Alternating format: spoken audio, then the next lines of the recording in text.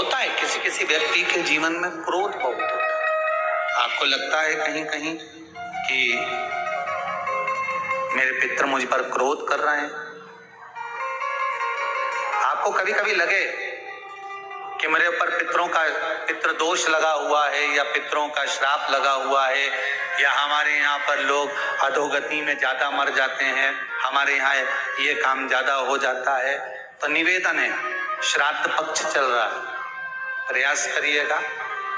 एक चावल की कटोरी में, कटोरी के अंदर थोड़ा सा चावल रख लीजिए कच्चा।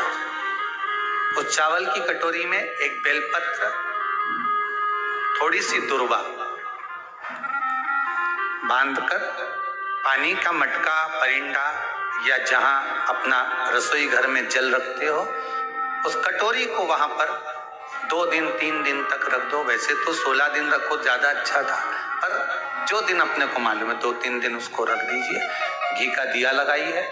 3 दिन के बाद में उस दुर्वा को, उस बेलपत्र को शिव बाबा को ले जाकर समर्पित कर दो।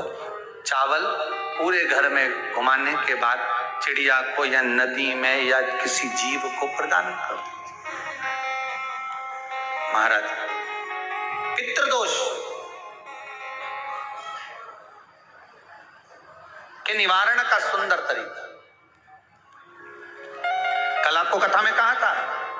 अगर हम ब्राह्मण को भोजन नहीं करा पा रहे, गौ माता को भोजन नहीं दे पा रहे, श्वान को, कुत्ते को भोजन नहीं दे पा रहे, कौए को भोजन नहीं दे पा रहे हैं, किसी कारणवश हम श्राद्ध नहीं कर पा रहे हैं, किसी कारणवश हम पूर्वजों को नहीं मना पा रहे हैं, ऐसा कोई घर नहीं जिसके घर के पितृ श्राद्ध पक्ष में पृथ्वी पर नहीं आते।